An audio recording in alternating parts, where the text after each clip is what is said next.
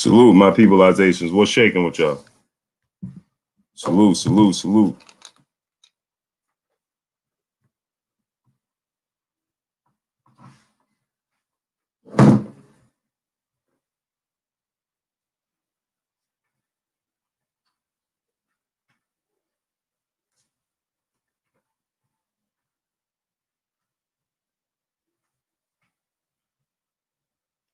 Salute, salute, my peoples. Avery Appendo, salute. Not Roja, salute. Harold Jones, salute. JC, salute. Scant Rant, salute. ONN Senior X, salute. Narco Hampton TV, salute. My brother, Architect One, salute. Pierre Gale, salute. New Jersey, salute. Ethan Fresh 73, salute. Brothers UK, salute. Dago 619 Cali Factor, salute. Almighty Law, salute. Don Zeby, salute. What's shaking, my peoples, man? Lou Hinton, my brother, pillar of this here Blue Blood Sports TV. Salute to you, brother. Brothers UK, salute. What's shaking, man? What's shaking, my peoples, man? Harold Jones, salute. David the Real Thomas, salute. Snacks B, salute. Brent Ellis, salute. Michael James, 616, salute. What's shaking? GG, salute. NBA Film, salute. Roy Babineau, salute. Mark Blake, salute. 985, Bo Jizzle, salute. Diddy Phil, salute. O's Corner, salute. Corey Batch, salute. Brian Pinson, salute. What's shaking, my peoples, man? Smash that like button as you come in. Smash the like button.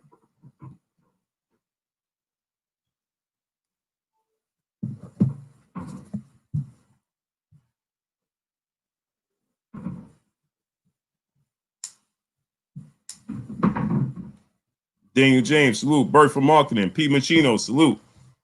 James Ross, salute.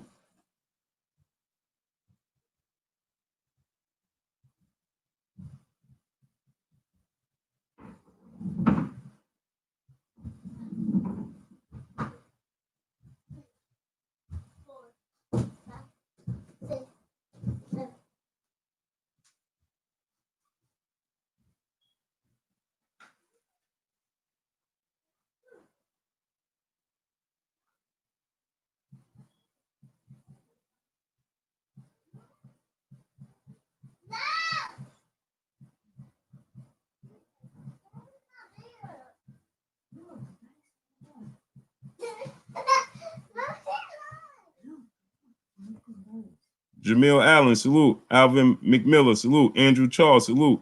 Mr. Gillian, salute. Michael Simmons, salute. Mark Wunderlich, salute. Knuckle Up Sports, salute. What's shaking?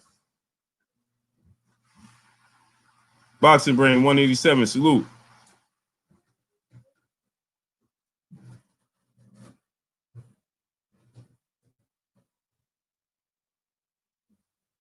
David Scott III, salute. TK Forever, 2K Forever, salute.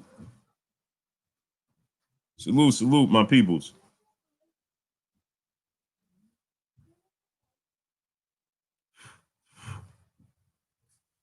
Smash the like button. Trick Nolte, salute. Omega Red, salute. Pietro Ariano, salute. Merc Sun, salute. Ghetto Life Boxer, salute.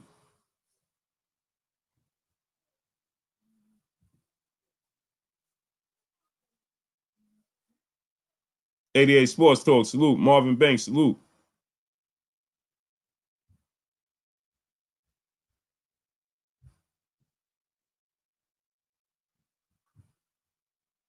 Emmanuel Broderick, salute.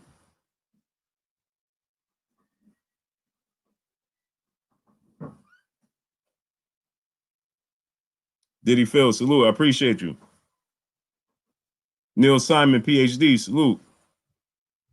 Bozadar Proferov, salute.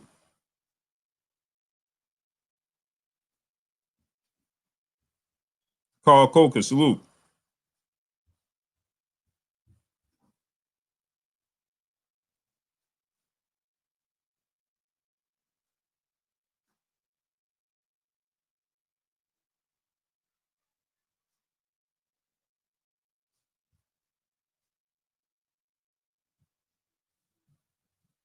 Boston Conversation, my brother Reggie Owens, salute. Hooper Hopper, salute. Daniel Pina, salute.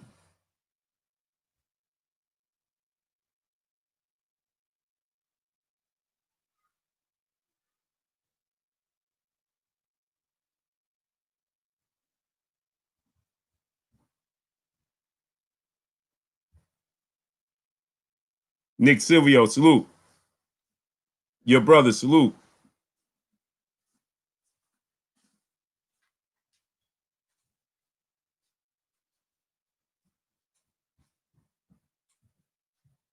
Retros, Retros for life, 79 boxing, salute. Esco 2 times, salute. Let's get into this, man.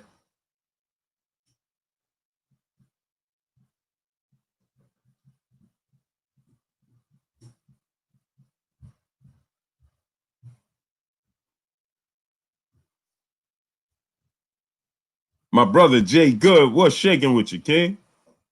What's shaking? Paragon and Principles of Principle, salute. Panama News, salute.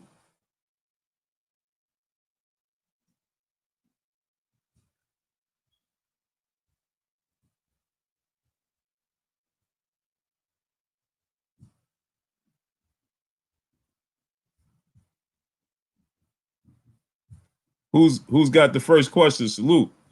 Kai Sun, salute. Dane Watson, salute.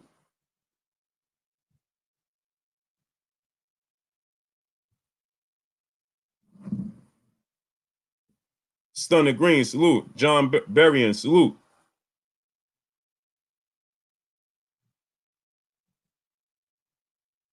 You look scared. Is there? I look scared. Nah, man. I got some stuff on my brain, man. But I had to do this stream, so I got some stuff going on, man, on my brain. So that's all. I'm good. I ain't never scared. Ever. Roy Babineau, salute. Never, man. I just got some stuff with my brain, but I couldn't leave my peopleizations hanging, so I'll deal with that as soon as the stream is over. That's all. Scarlet Red Dawn, Infinity, salute. Adara T, peace and blessings.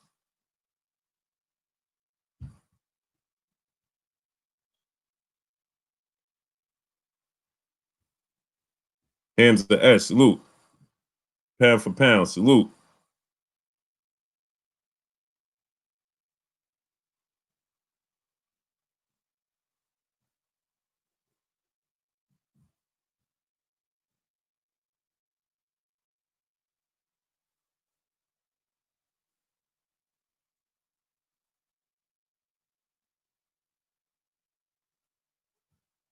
Is Wilder really sick?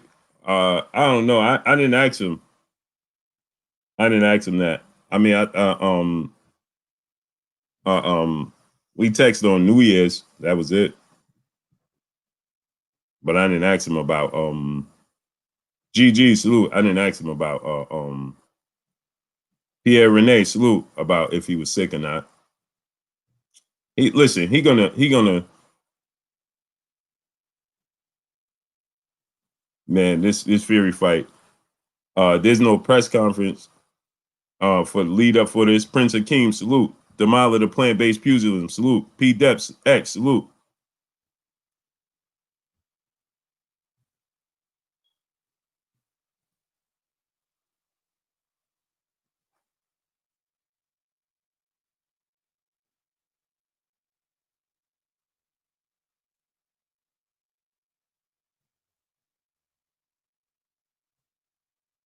AJ's Boxer Channel salute. Bowl One salute. Fury about to get stopped. I agree. AJ's Boxer Channel. So how I'm supposed to what to be entertained these next few weeks? Oh, you talking about with the lack of press conference? Man, we got fights coming up. Eric Downs, salute.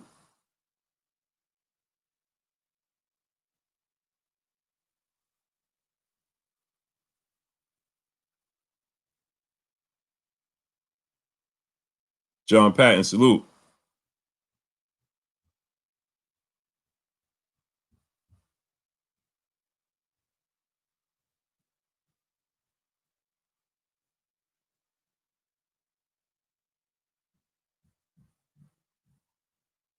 Carl Coker, salute.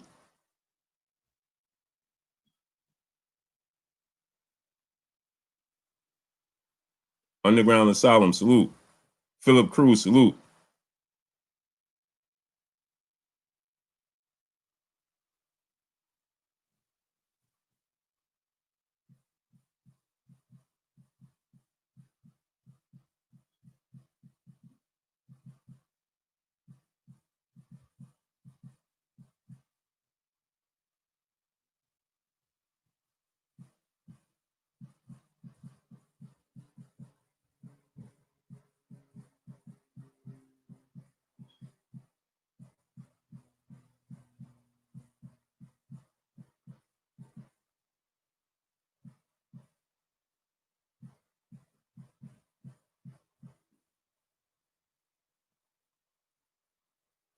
Salute to Lynette Bowman. Peace and blessings, Queen. She in the super chat. She said they hating on Wilder again. You know they are. You know they are, Queen. Joe Brown, salute. Sean Randolph, salute. Lynette Bowman, man, she is just the auntie of this here LDBC. You understands me? P Dep's X, salute. Almighty Lord, salute. Peace and blessings to Lynette Bowman. Blair Tibbs, salute. Steve Nzalko, salute. Wilder is a master of destroying a rematch opponent. He already has Fury figured out. I say by 10th round or sooner, AJ Woods really dog fight. Hey, I think my brother 503 Lion in the building. Go subscribe to my brother 503 Lion, man. What's good with you, King? Salute. Abdullah Jeff, salute. Click on my brother 503 Lion. Click on his icon. Let's get him up. Hey, man, you got a 1,000? You got a stack yet? 503, Charles Tiller, salute. Hamza S, salute. Let's get him up to a stack, man, if he don't have a stack already. Eric Downs, Jafari Caesar, salute. So, you know, they're gonna Deontay Wilder, man, is gonna show up and show out. He gonna show up and show out. Lux, salute. Rico Shore, salute. Hey, my brother 503 at 640, man. Let's get him up to a stack. Get him up to a stack. Get 503 up to a stack, man. Lynette Bowman, the auntie of this here LDBC, man. Brian Chenault Jr., salute. Real Boxer Talk 101, salute.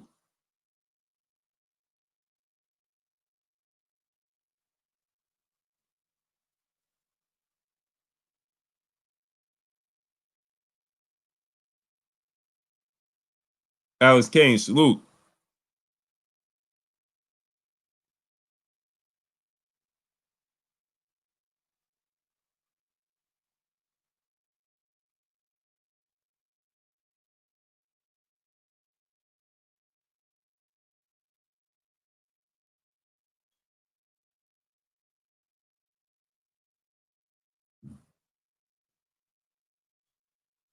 So Cal, it's part of me, man. I'm a little distracted, man. Calvin Williams, salute.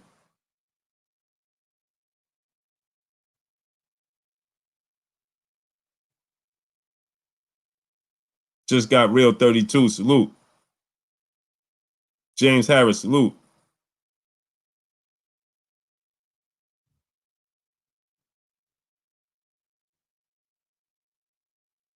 What's shaking, man? Salute, salute.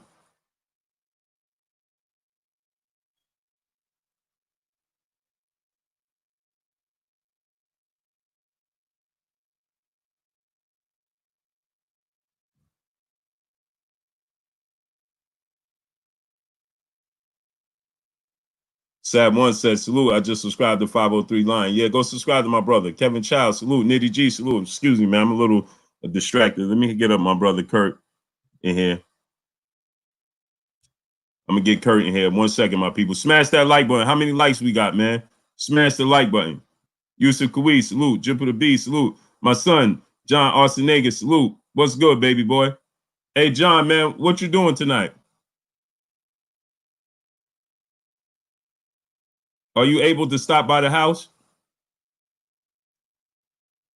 Fieldhouse Jones, salute.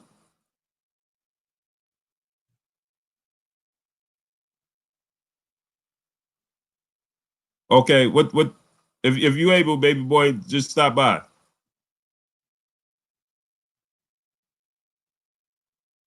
It's my son right there, John Arsenagas, man. Salute to you, baby boy. Always on the grind. He worked.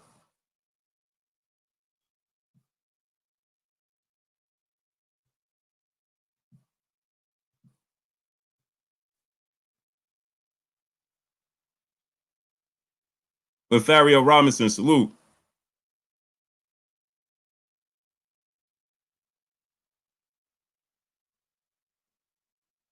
Stephen Lamontes Hawkins, TJ Wilkins, G Lex, salute.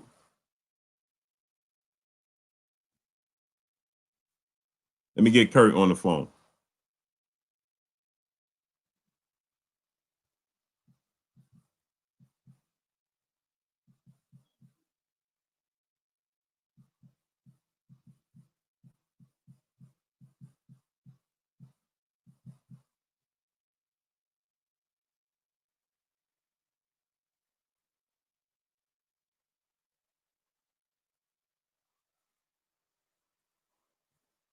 Scott Brown, Iron Bull, salute. Bob Marley, salute. Chris Ross, salute. Ricky Edwards, salute.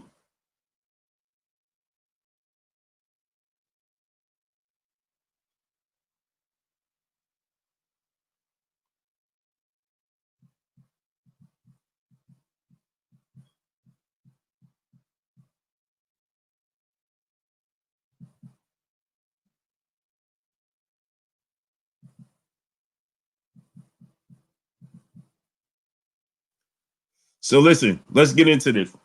Diddy Phil, salute. Fasky, salute. Kurt will be on in a second. So Vladimir's dad, salute. Royal Q Dash, salute. Rassy Raven, salute. My brother Bish, B Megastar, salute. So listen, let's talk about this real quick, right? Let's talk about this real quick, right? Jake Everett, salute. Dave Wickett, salute. So let's talk about this right now, real quick, right? So there's no press conference for the buildup. Tyson Fury is trying to say the reason for that is because Wilder's scared. Henry Brown, salute in the super chat. Salute. What's up with Kurt Tank? What's good? What up with Sugar Tank Davis ducking? I'm thinking Kurt Sugar. Denar Reed, salute. He said, salute. What's up with Sugar Tank Davis ducking video? Hey man. Andre Griffin, salute. Happy New Year's. He in the super chat. Happy New Year's, my brother. Blue Blood 2020 takeover. Looking forward to it. I salute the grind. Salute, King. Yeah, the grind don't stop. You know what it is.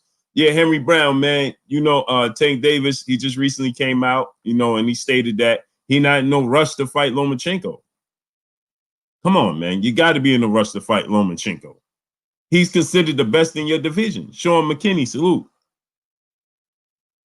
He's considered the best in your division. You know how it would sound? Like think about this, right? In reverse, David Emeka, salute.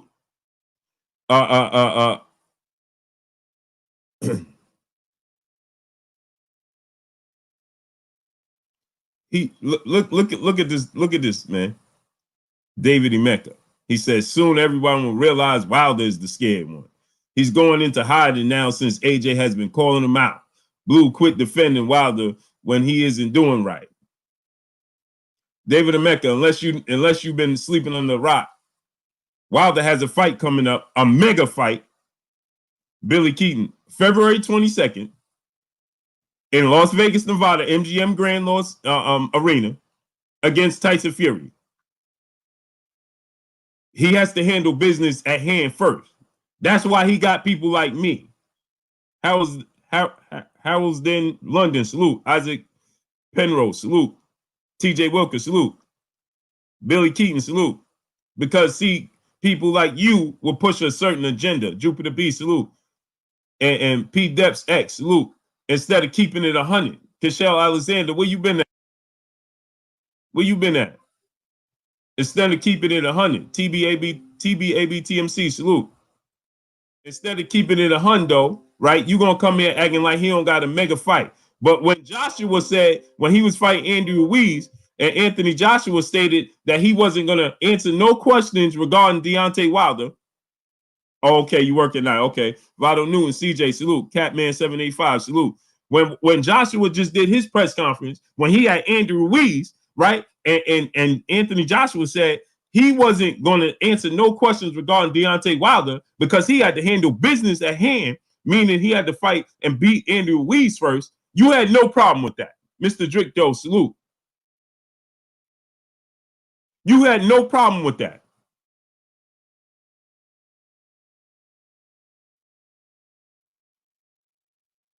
You had no problem with that. That's all right, right? PA player, salute. That was okay, right? Because he had to mentally focus. And I seen videos of people, Bob Marley, salute. Well, he can't talk about Wilder right now because he got to get past Ruiz first. Well, Joshua lost to Andrew Ruiz Jr., but guess what? Deontay Wilder has a bigger task in front of him in Tyson Fury than Andrew Ruiz was to Anthony Joshua. He should have won that fight, the first fight. Crystal Martinez 420, salute. Mr. Finesse, salute. So it is what it is. You understands me?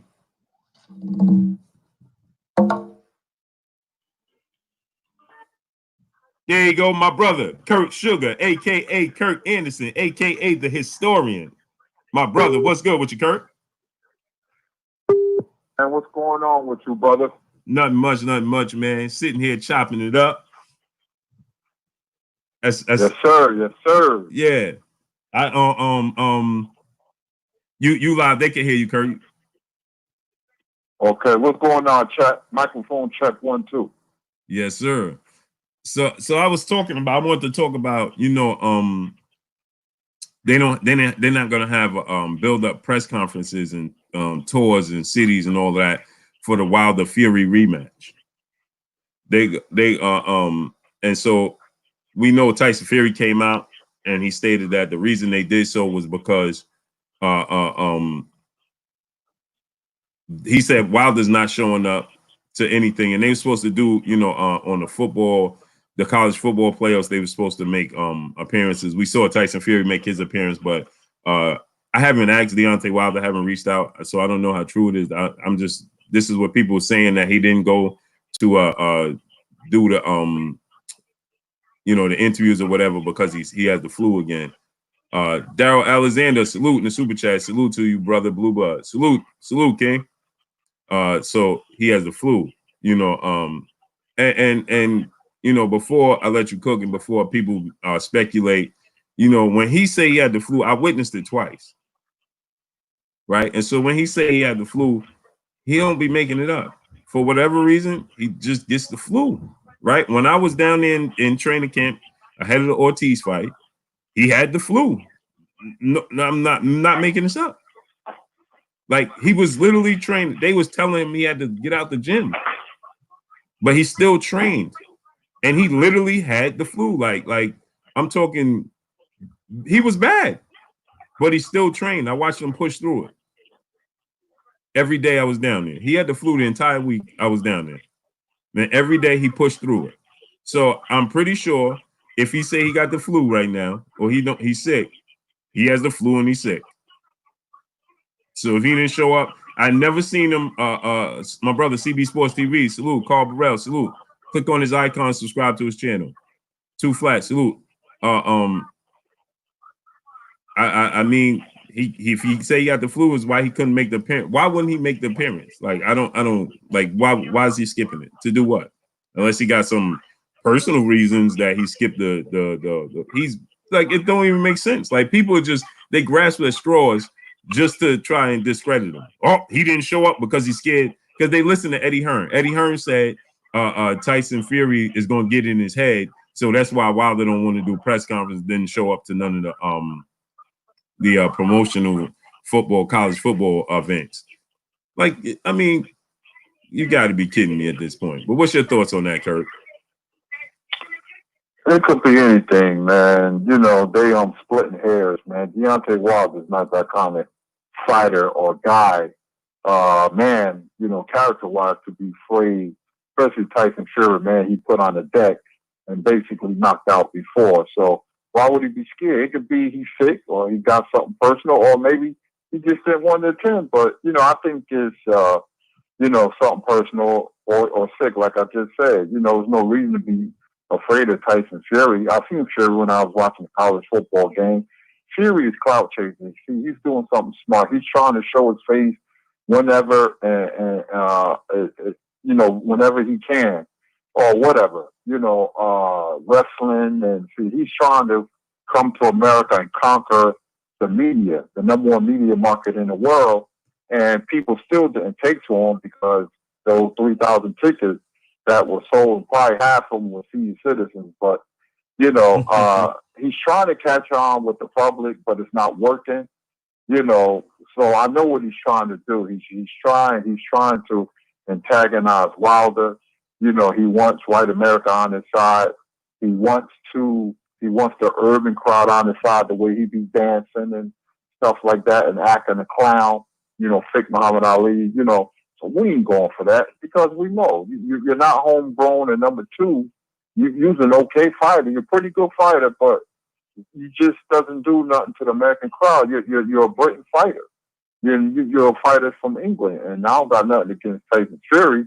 I got a love-hate relationship with him. I want Wilder to stretch him out like a Persian rug come February 22nd. But this is his way of getting at Wilder and getting as many people on his team as possible. To root for him. That's why he's over here. But Wilder. I wish they would have a press conference. The press conference never hurt. The fight is going to sell on its own, but anytime you can get press, you take advantage of it. But, Wilder is probably sick or something personal. It could be anything. What matters is being in the ring on February 22nd. That's it. Yeah. Trent Maynard, salute. Salute to you, Trent Maynard. Peace and blessings to you. Yeah. And before we close out, Kurt, I gotta get, because yesterday you wasn't on, so I gotta get your opinion on what my thoughts and what I would like to see is I wanted to see Joshua and Wilder go to Africa and take the fight. So before we close out, I want you to cook on that for a good 20 minutes. So, I'm not going to interrupt you or nothing. I just want you to cook on that with your thoughts, because we had a lot of people, I don't know if you saw it or not, but there was a lot of people siding with me. Then there was a lot of people saying that, it's not a good idea and there's no money in Africa and so on and so forth. So I got to get your opinion on that. And, what you think about it and what market you think the fight should go to, if not Africa or wherever you think it, best suited. I personally thought that, and I feel like, it's just since the last time, it was 30 years since we saw George Foreman and Muhammad Ali in Africa. And I thought it was enormous. I think that when you mention Muhammad Ali, you think of Rumble in the Jungle, so I thought it did a lot for them and their legacies and their careers. Even though George Foreman came up short, it's kind of still what he's known for, that in the grill, so, I just want you to cook on that, just go ahead and just take the mic with that. So we'll do that right before we close out.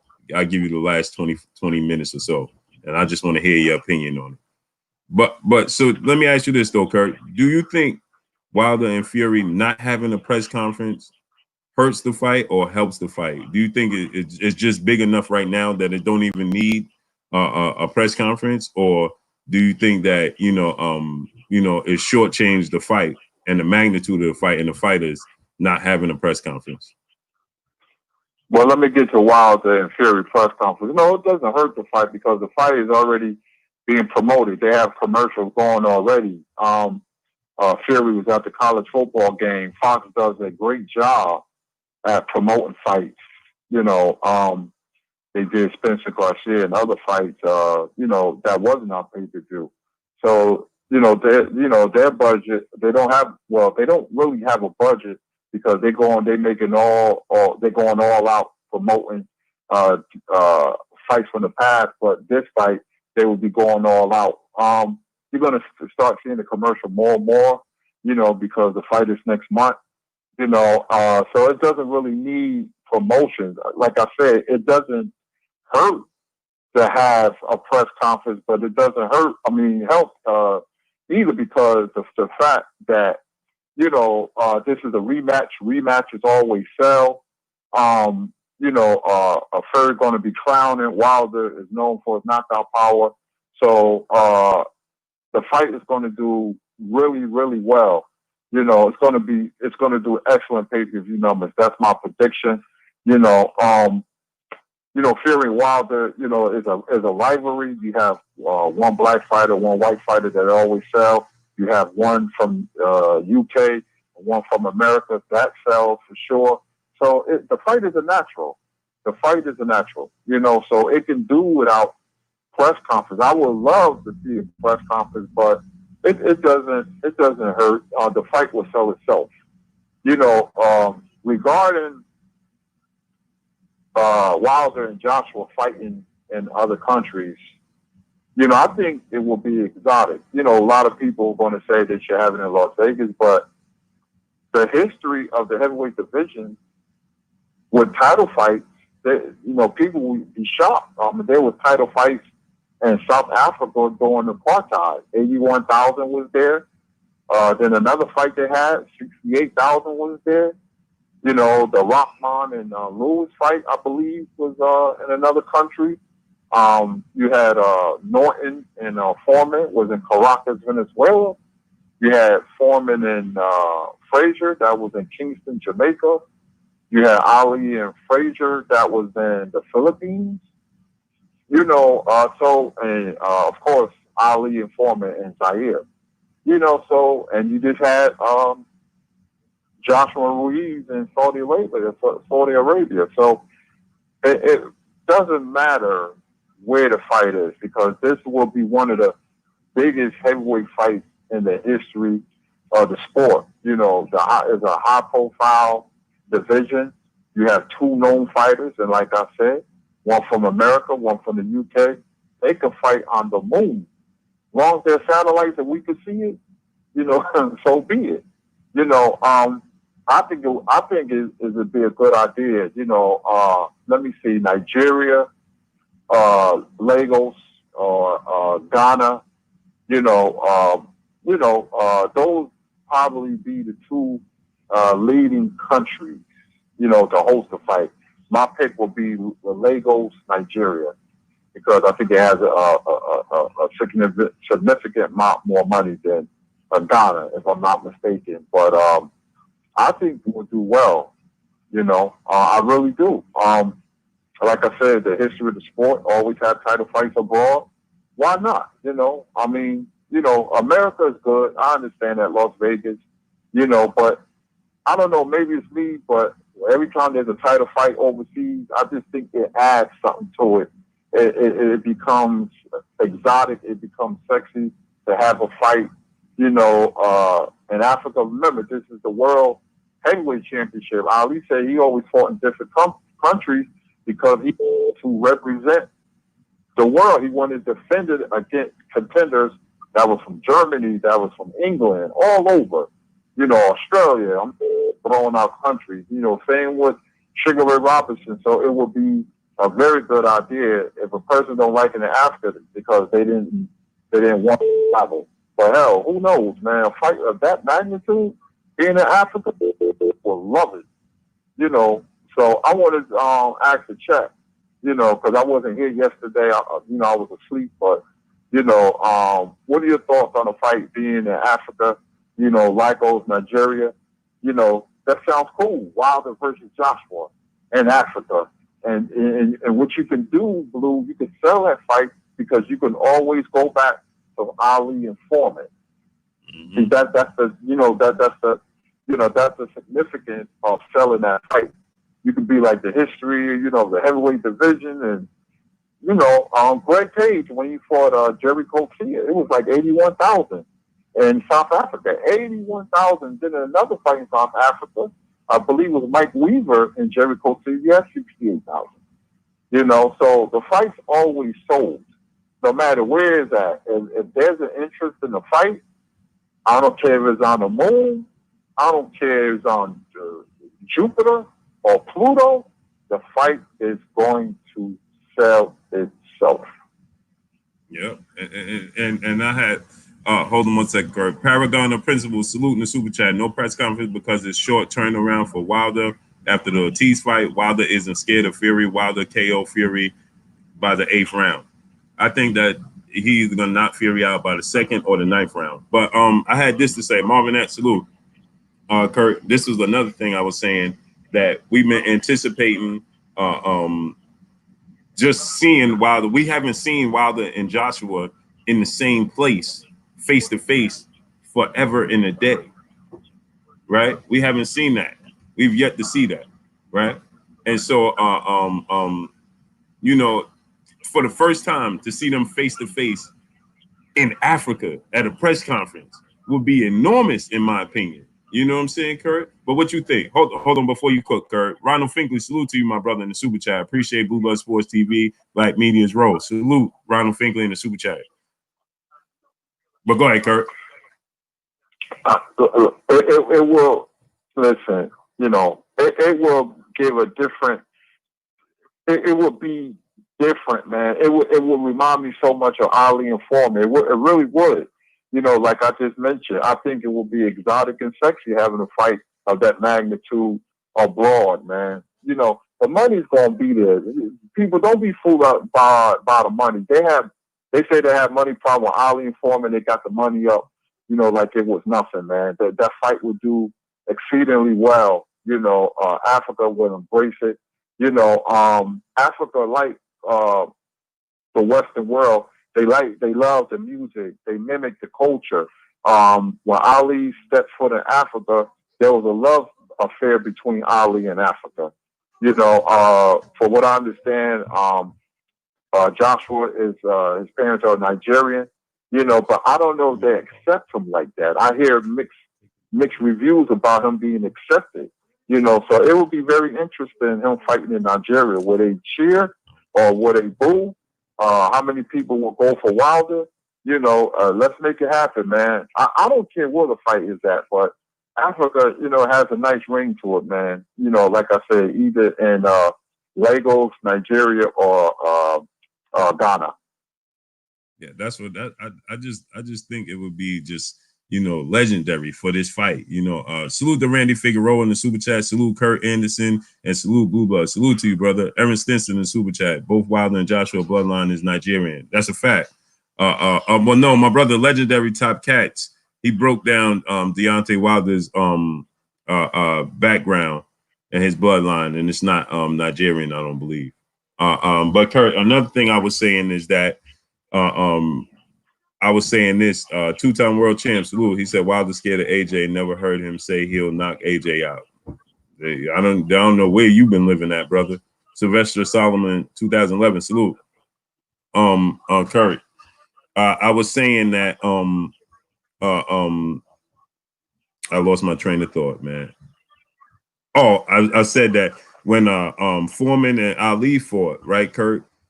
And look how big it is, right? Still today's time. That's probably the most famous fight in the sport of boxing by name, right? And I said, as big as Muhammad Ali is, people remember the name Rumble in the Jungle. They just link the two together. And George Foreman, right? George Foreman rectified his career. He changed it, had a whole different career, and yet people still remember him for that.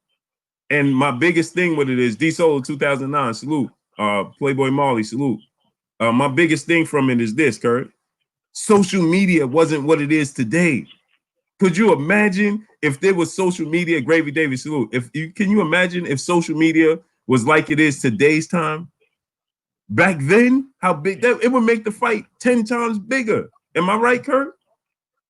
Absolutely. That was my first fight via closed circuit that I went to. I used to watch Bobby Cherrick live at Ice World, but the closed circuit had a different animal to it, man. It was just different because, like I said, when Ali beat Foreman, grown men were crying and hugging each other. It was mass hysteria. That fight took place in Africa at 4 in the morning, and it was jam-packed. And the brilliance of Don King, he brought in the Pointer Sisters, the Spinners. he was bringing in legendary music groups, you know, to put a different spin on the fight, you know. And my father kept saying, man, this is going to be interesting. He used to take me to get a haircut when I was 8 years old. The fight was a week away. And the people was in a buzz. There was a buzz about that fight that was unbelievable. Remember, over 1 billion people saw that fight. Over 1 billion. Billion, not million, billion. Because when the fight was announced and they said Africa, my father was like, whoa, Africa. And my father, my uncles, his friends, they all was talking about it because it was going to be held in Africa. That was Don Cheney's idea, you know. So a fight of this magnitude in Africa, I think is a good thing, you know. But if there was social media back then, ain't no telling what the numbers would be, man. But over 1 billion people saw that fight. Just let that sink in. Say it again, Kurt. Over 1 billion, like McDonald's hamburgers. And that's without social media like it is today, Kurt. Could you imagine? Listen, man, the fight was so big. My friends from the neighborhood that were a little younger than me, 6 and 7, I was 8, just turned 8, October 5th. The fight was October 30th. That was old. Everybody was talking about it. You had little kids talking about it because remember something, Muhammad Ali had an action figure. People forget that. He had an action figure doll, and people was crossing their fingers saying, do you think Ali could win? You know, and even though they was like, yeah, people didn't really believe it. They didn't. Nobody believed he could win. He was a huge underdog, but the fight was just so big, man. You know, it's because I'm thinking about it as I'm talking to you, and I'm going back and reliving the memories. I'm playing with my toys, you know what I mean? And I'm like, man, Ali, man, you know, you can do it. You can do it. You know, so it's just, to this very day, it had such a big effect on me. And that's what I'm saying, Kurt. Man, I could, the fact that, and see, another thing, right, Kurt, is back then, the anticipation was to see Frazier and Ali fight again.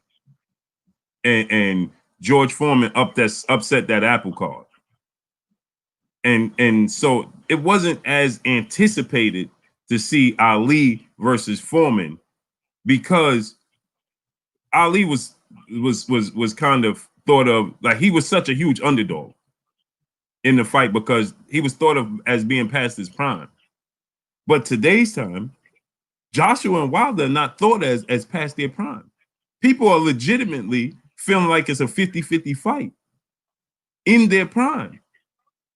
So it essentially what it would be is, and I'm not saying that Wilder and Joshua have the names are not as big as Ali and Frazier. But the way we anticipated Ali Frazier before Ali went through everything and all of that is what we get in Wilder Joshua.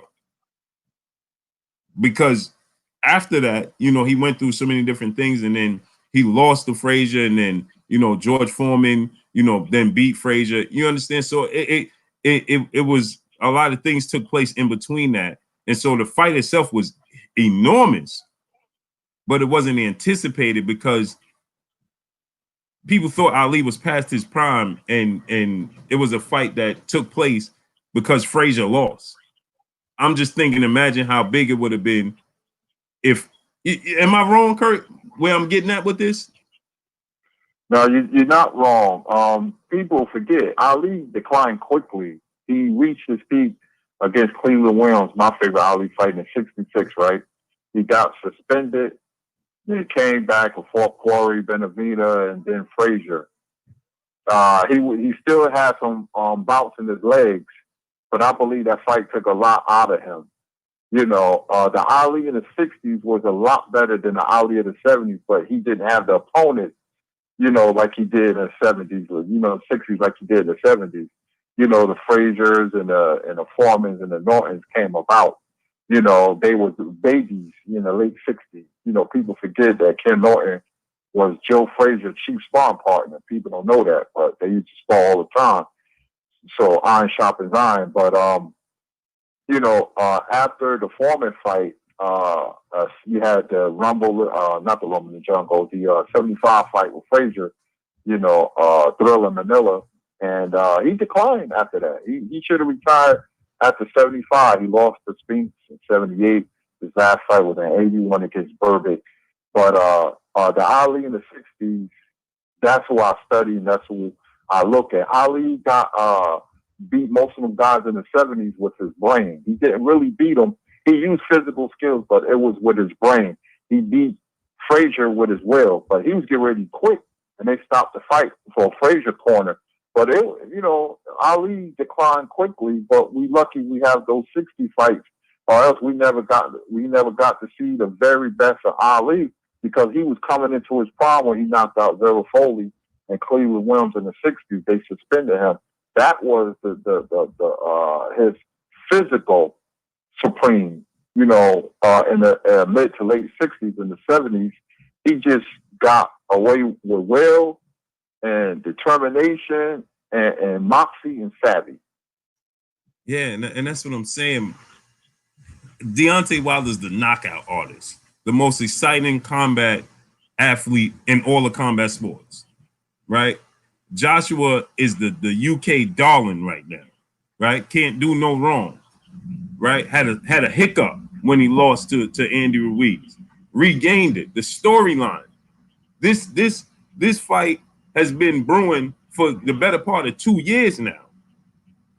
So it's more so of and then we have social media. We have YouTube. You know how many the internet is gonna break. It's gonna absolutely break. In Africa, you break, and then you have, like I stated, I said this yesterday, Kurt. Anthony Joshua continuously identifies. We see him identifying with his roots in Africa, right? That's one of the first places he went after his fights. And then we get Deontay Wilder. Salute to Sting in the super chat. Salute to the $10 bottles of water in 2020. We get salute to you, Stinger. So then we get Wilder, who identifies in 10 toes down with everything that's taking place in the States, in his roots, his background, the movement, everything, the culture. He's locked in with it. And people forget Anthony Joshua got a big tattoo of Africa on his shoulder. On his shoulder. Right? Because he identifies with his roots. And we have YouTube. We got social media. We got all these different networks that can link us. If you can't make it, you're going to watch it. Right?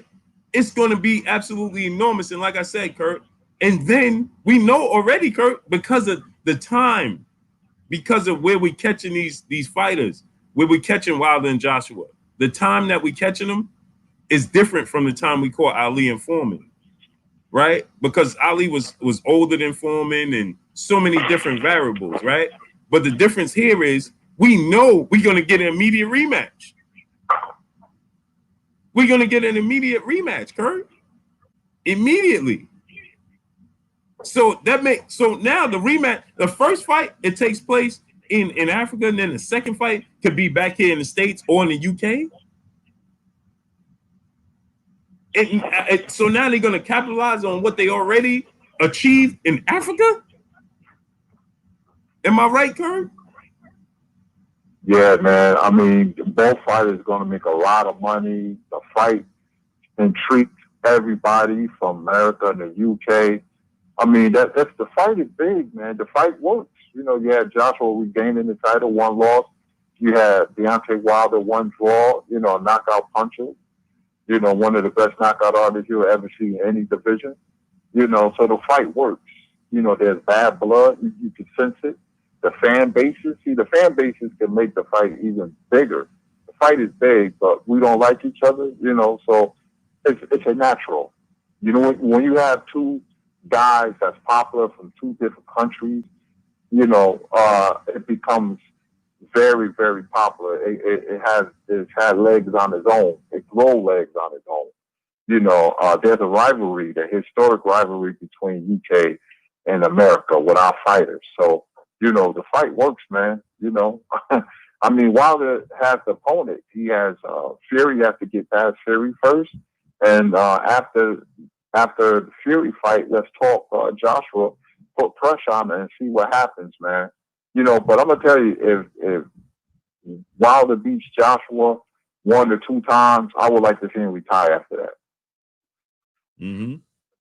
And another thing, Kurt, I touched on was I feel like Wilder's big already in the States. Can he get bigger here in the States? Absolutely. But he's big here in this market, right? Joshua is already, how much bigger can Joshua get in the UK? He's already peaked out. Well, how much more big is he going to get? He already did. Go ahead, Kurt. I'm sorry. No, I was just going to say he can't get bigger. Already, you know, his fan base trying to say his loss was a hiccup, was he lost. We know he got knocked out, but, you know, that wasn't Joshua that night, and he's back and better than ever.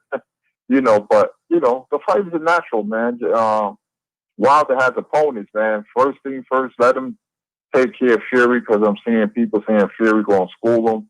More and more people keep saying it, you know, over there, Fury fan base. I can't wait for February 22nd, and after that, let's talk Joshua. Right, and then people are not understanding this as well. So I'm saying this, right, Kurt? Joshua's already big in the UK. That's it. He can't get no bigger than what he already is, right? And okay, now with Deontay, there's room for growth in the States, because there's always room for growth as a boxer here in the States because of the way the sport is perceived in the States. It's not the #1 sport, not the #2 or #3 sport here. It's not even the #6 sport. So the way it's perceived here, you know, there's always room for growth because the way the sport is set up. So people could look and oh snap, you're always gonna get new people from the States to tune in. You can always capture somebody new in the States, right? Because of the way it's set up. But what I'm saying is, he already, you know, has a star power and a following here in the States. He's already huge here. He's already everybody knows he's a knockout artist. Everybody talks about him being the hardest puncher in the sport of boxing, right? Ramon B, salute to you in the super chat. Loma is nothing but a white hype. He hasn't fought anybody ever. He fought was coming off a loss, layoff, a year layoff, or moving up in weight.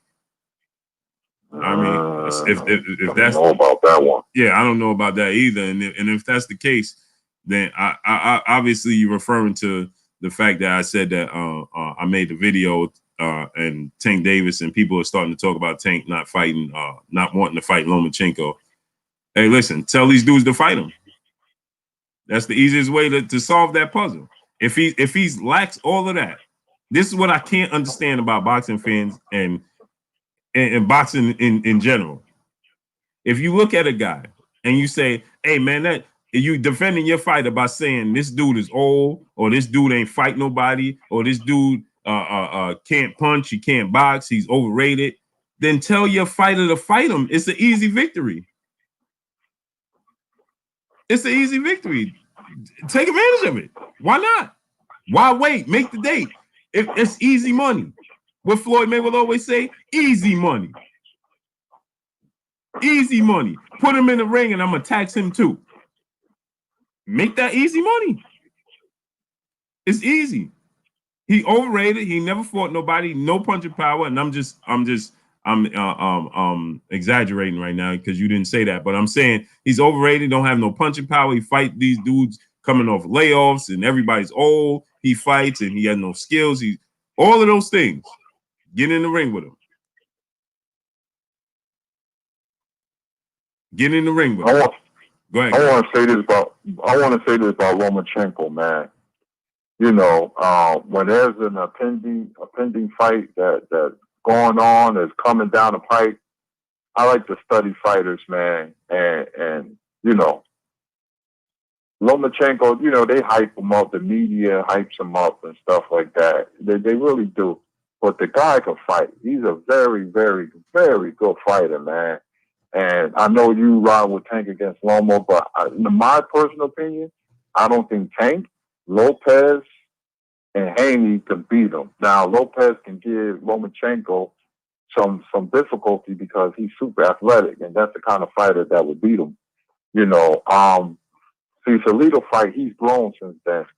But what impresses me about Loma and Canelo, two guys that we, antagonize sometimes, but them guys can fight. You know why they can fight? Because they live like old school fighters. They never around a lot of people. You know, they embody an old school kind of fighter.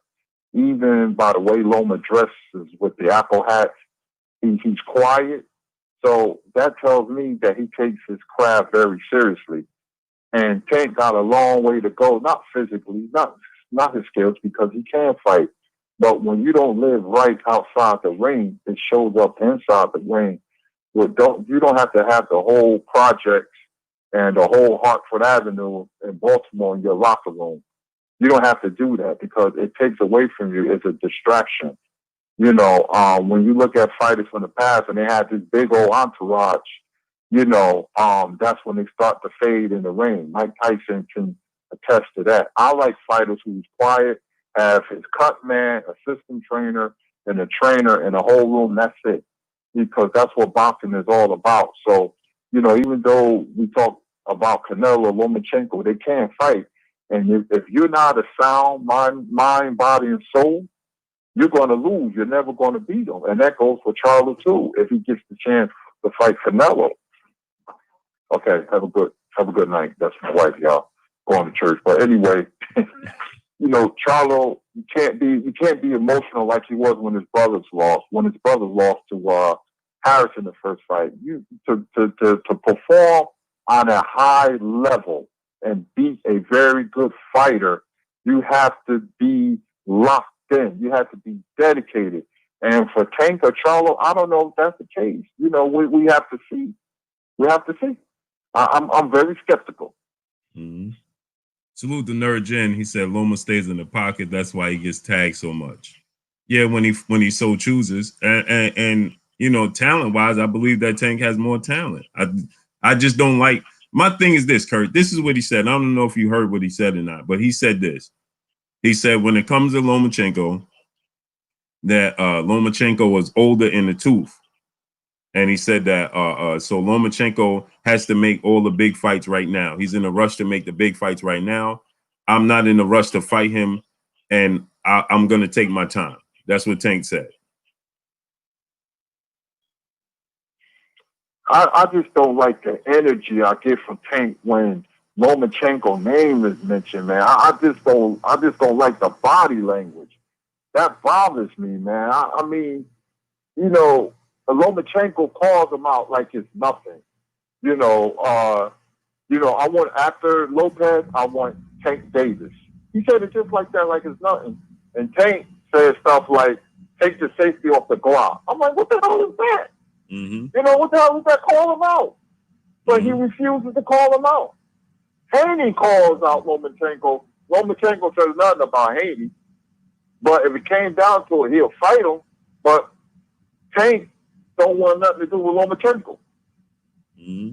Raymond B, saluting the super chat once again. He said, but show me where I'm lying about his record. Go down the fighters he fought. I say Lopez beat him. KO later rounds. Ramon B's, I think that Teofimo Lopez is going to beat Vasil Lomachenko as well. That's what I think. I think he's going to knock him out. I think he have the ability to do so. And I think I have the same round. I got 11 Ramon B's. But as far as his resume, I mean, we can't just discredit him. He fought what's his name? Nicholas Walters off of a layoff. He fought Gary Russell. Was Gary Russell on the layoff, Kurt? I don't remember. Not that much of a layoff. That would open my eyes because he outboxed Gary Russell. Mm-hmm. That I was more impressed with him in that fight than any other fight. He made Walters quit. He was coming off a layoff. Regendow was the 2-weight, but Regendow wasn't good enough. I don't care what weight he was at. Regendow couldn't deal with Lomachenko. So I go by what I see. I'm fair. I'm fair to every fighter, regardless where they from or where they look like or whatever. I go by what I see. And, Lomachenko, he had a hard time with Pedraza and Linares, but he kicked it into another gear. So I'm impressed by a fighter. If they have a rough outing, they can kick it into another gear. And the Lopez fight interests me, man, because it's either going to be like this. If Lopez gets off to a rough first 3 rounds, he ain't beating him. But if he gets off to a good start or the fight is even keel after 4 rounds, he has a good chance because he's big and he's very athletic and he has fast twitch muscles. And so, and if Lomachenko looked like he did against Luke Campbell Soup, then Lomachenko's getting knocked out in the late rounds. Yeah, that's my thought. Sergio Aguilera, he said the caller is on point. That's no caller. That's Kurt Anderson. That's the co-host. This is his show. This is our show, so he ain't no caller. He just I guess because they can't see you, Kurt. Nah, there's no Thanks caller. a lot anyway. Corey Yellowman Jackson, salute. Jupiter B, salute. 2-time world champ, salute. Ricky Edwards, TJ Wilkins, salute. So I agree with everything you just said. Now I think that we got all off point. I don't know how we got to the little guys again. I know, right? We got right back to the little guys, but I just think that the way Devin Haney, Teofimo Lopez, for instance, this is my thing, Kurt. Teofimo Lopez has been calling out Vasyl Lomachenko all this time. Statavius Walker, salute. Jabbar Yisrael, salute. Ed Rock, Marvinette, salute. Teofimo Lopez has been calling out Vasyl Lomachenko for all this time. He even went the route of, okay, I got to go get this belt from Richard Comey, as Lomachenko stated, then I'm going to do so. And that's what he did, right? And the thing about it is, like I want to mention to people, Devin Haney, Teofimo Lopez have been seeking out a fight with Vasyl Lomachenko. They've been vocal about it. They've been seeking out this fight for quite some time, right? And both of these guys are younger than Tank Davis. And they taking a route to do so. Devin Haney, okay, I got to fight this mandatory, or I got to fight this eliminator to get Vasyl Lomachenko, then that's what I'm going to do. He's reluctant to fight them more than he is Tank. Teofimo Lopez was told, okay, you got to go through Richard Comey to get the fight. Okay, he did just that. And people thought, and I was one included, that felt like, man, that's a huge step up for Teofimo Lopez, Richard Comey, right? And guess what? Especially after his last outing. After his last outing with the kid from the Asian kid, I was one. I'm like, man, that might not be a good idea to face Richard Comey because he a hard puncher. Dude, Teofimo Lopez got 15 fights, right? He's 22 years of age. He took the route to land the Lomachenko fight, and guess what? In April, he gonna fight Vasyl Lomachenko. After Vasyl Lomachenko, he kept brushing him to the side and saying, well, he's too young and he don't have no belt. Who is Teofimo Lopez? So then he said, if he fights the winner and he fights Richard Comey and gets the belt, then I'll fight him. I don't know who he is. And what did Teofimo Lopez do? He went and fight that man, Comey, knocked him out in dramatic fashion, and is on his way to that fight. Devin Haney was told if he take this route and become a champion and all of these different hoops and hurdles they gave Devin Haney to get the fight with Lomachenko, he did so to become the WBC world champion, to the point where he chased Vasyl Lomachenko down, to the point where Lomachenko, he got behind him, he was on his heels, and Lomachenko said, hey, this is what you coming after me for? Just take it. Just take it. You coming after me for this belt? Oh, no, just take it. It's like chasing a rabbit for a carrot, and once you finally catch up to the rabbit just throw you the carrot and say, "Here, man, this is what you've been chasing me for." But yet these dudes, Devin Haney is 21. Is he? I don't even know if he's 21 yet. Oh, he just turned 21, right? I think. Yeah, he's 21, I believe. Yeah, he just turned 21, I believe, right? And so Teofimo Lopez is 22 years old, just turned 22. Devin Haney just turned 21, right? And Devin Haney, and these two guys take 25 and looked at as a star because of Mayweather Promotions and everything, right? He's a star in the sport of boxing. 25, and yet the two young dudes, the two young bulls, are chasing Lomachenko, and Tank is saying, I'm not going to rush into that fight. That's what amazes me. Hold on 1 second before you cook, Kurt. Salute the Nerd Jen in the super chat once again. What's frustrating, Blue, is the people are quick to classify people as bums because they have losses on because they don't know them. Yeah, that's a fact. That's why I said it's the Mayweather effect. If you go back and watch the interview I did with Keith Thurman, he got mad at me for saying the Mayweather effect. That's what I said. It's the O. So many people put so much emphasis on that O now because of Floyd Mayweather putting so much emphasis on the O, and he was the model that everybody wanted to be. They put the emphasis on the O. Paragon of Principle, saluting the super chat. Tank is ducking Loma, and both are ducking Haney. I agree with that. Salute to Eric Stewart in the super chat. He says, "Salute to you, Blue. I've been a supporter of you for a long time. It's time for a wrench, brother. Whatever that means." Eric Stewart, you got to do what you got to do is you have to, after this video is over or one of my other videos, go comment on that. Then I can give you a wrench. I can't give you a wrench on this format anymore. You know, you used to be able to just give out wrenches as you go, but you can't do that no more. So you got to comment on it. Then I'll go back, just comment Blue or whatever. I'll go back, I'll find your name, and I'll wrench you up from there. Salute to Eric Stewart. Salute to Ramon Bees in the super chat once again. Bays, salute in the super chat. He said, "I don't like Tank. I love Haney. Still little green to me. Why you think us black fighters don't get respect? As I'm a black Dominican, keep up a good work. Love the channel. Best fighter I've seen. Sweet Pea Pernell Whitaker. I love Sweet Pea Pernell Whitaker, man. I love Sweet Pea. Ramon Baez back in the super chat. Salute to you, Ramon Baez, man. Salute to you. Yep, he back in the super chat. He said the best fight he ever seen was Pernell Sweet Pea Whitaker. What you think about that, Kurt? Well, he's one of the most technically gifted fighters. Defensively, had a lot of heart. He was special when I looked at him in the amateurs. Him and Floyd used to spar. He taught Floyd a lot. He's one of the best. The best fight I ever seen was Sugar Ray Robinson. Live fight was Sugar Ray Leonard. Sugar Ray Leonard from 79 to 82 was as good a fighter I ever seen in my whole entire life when he was in his prime. Mm-hmm. Statavius Walker, you said, how could I get a wrench? You got to do the same. You got to go through the same method, man. You gotta comment on the way this is set up, man. I see a lot of you guys here. I see you guys here all the time, man, and I see y'all support. It's just the setup of this format doesn't allow me to just give out wrenches as I'm going.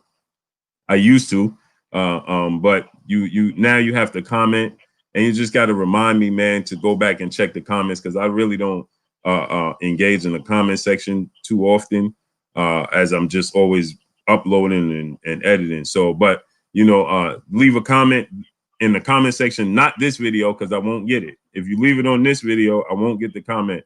These comments that I see are live. So once this stream ends, I don't see none of those comments no more. I don't know if you guys see the comments, but as a content creator, all of these comments are gone.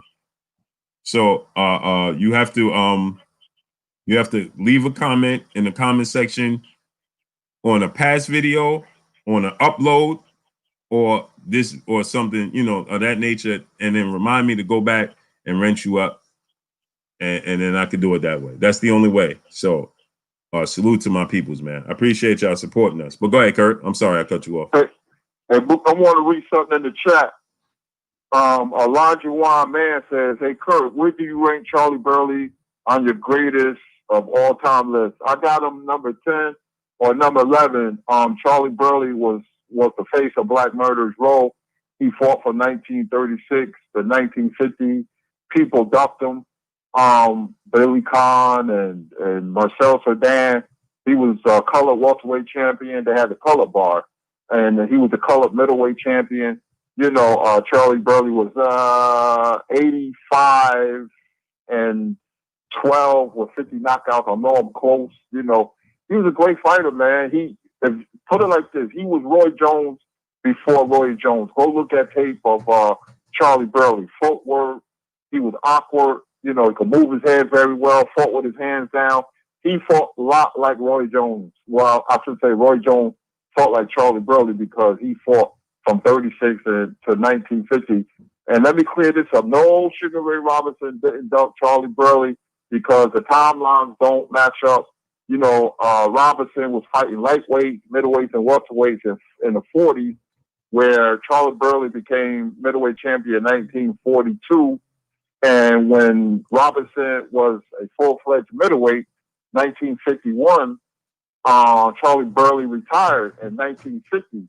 So the timelines don't add up, you know. So, but Sugar Ray Robinson was at Charlie Burley fight, and they asked him about a Burley fight, and he said, "I'm too pretty to fight Charlie Burley." He was giving Charlie Burley a compliment, but Charlie Burley was a great, great fighter. Eddie Futch and Ray Arcel said that he's the best fighter he ever seen in his life, you know. So top 10, I got him at 10 or 11, Charlie Burley. Hey, Kurt, Elwood Sensor said Ray Robinson ducked him in the murderer's row. Nah, the timelines don't. How can Ray Robinson duck Charlie Burley in a murderer's row when he fought killers like Jake LaMotta and Carmen Basilia and Gene Fulmer and Bobo Olsen and Joey Maxim, Rocky Castellani?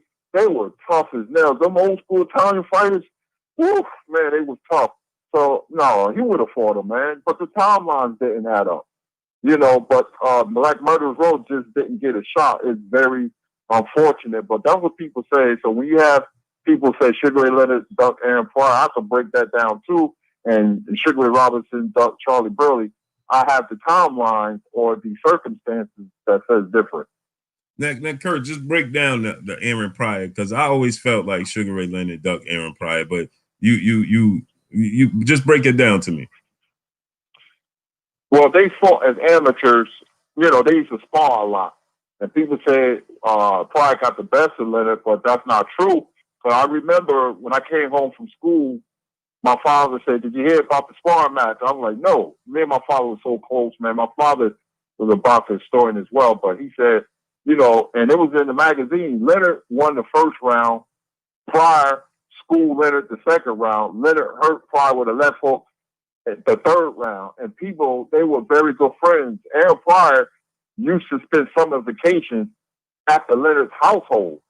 You know, Leonard's mother and father looked at Aaron Pryor as a son. That's how close they were. People don't know that. You know, Leonard offered Pryor $500,000 to Leonard people, and he turned it down saying it was too low. Then they came back with another offer, and Leonard says, "Okay, $750,000." And Pryor wanted to take it, but his manager and his lawyer, his manager was a guy by the name of Buddy De La Rosa, said, "No, that's too low. We wanted $1 million." So the Leonard people said, "No, you're not going to get $1 million.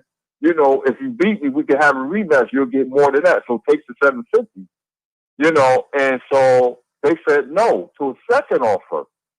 So I think 6 months went by, and they was going to fight again. So what happened was they agreed. Pryor finally agreed with the money, $750,000.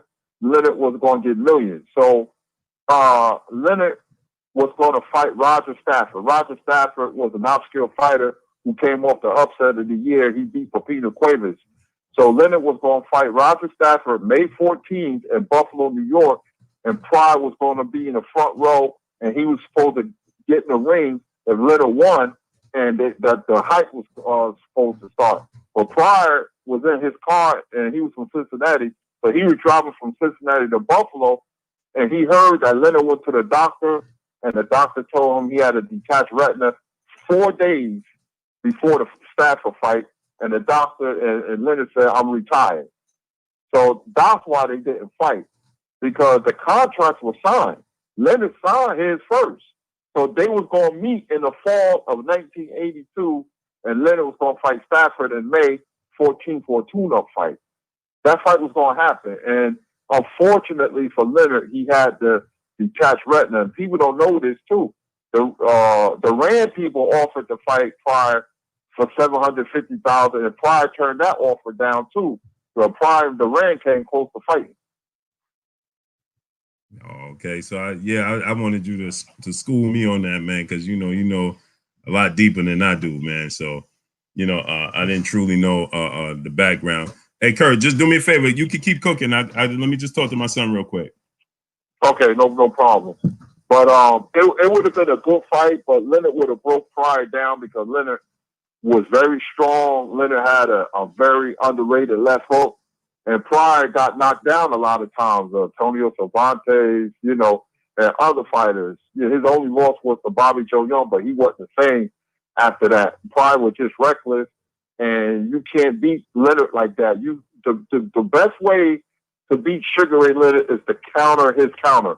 Tommy Hearns can do it, nobody else, because if you notice, Sugar Ray Leonard can outbox Roberto Benitez, he can outbox Roberto Duran, he can outbox Marvin Hagler, but he can never outbox Tommy Hearns because Tommy Hearns' length, you know, his reach, his jab, and his vaunted right hand always gave Leonard problems. But the difference between Leonard and Hearns was Leonard had a deep reservoir of will to win, his determination. He had all the intangibles, but technically he was not a better boxer than Tommy Hearns.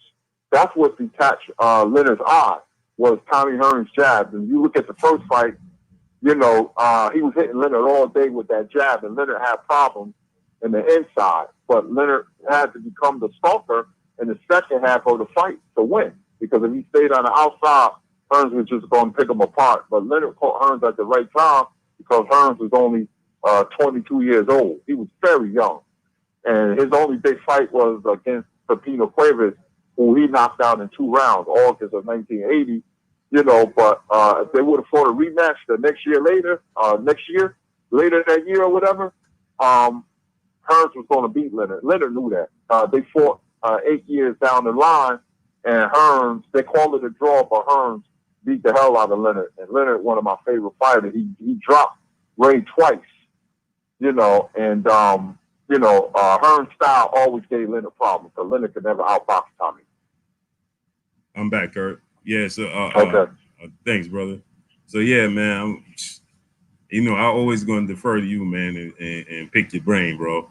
So, you know, but yeah, man, I got to go handle some business real quick. So we're gonna end the stream here, Kurt. And tomorrow we'll be back on. But go ahead and Kurt and close us out, Kurt. I got something going on right now. Yes, sir, man. It's always a pleasure to spread knowledge and learn. You know, great show today. You know, salute to Blue Blood, salute to the chat, man. You know, I love this boxing talk, man. I can do it all day, every day. It's just a pleasure. God closed one door, He opened up another one, man. And, you know, technology and, you know, we correspond with each other, man. We're a family. You know, we could agree to disagree, but it is what it is, man. My name is Curtis Anderson, a.k.a. Kurt Sugar, and we will see you tomorrow. Peace.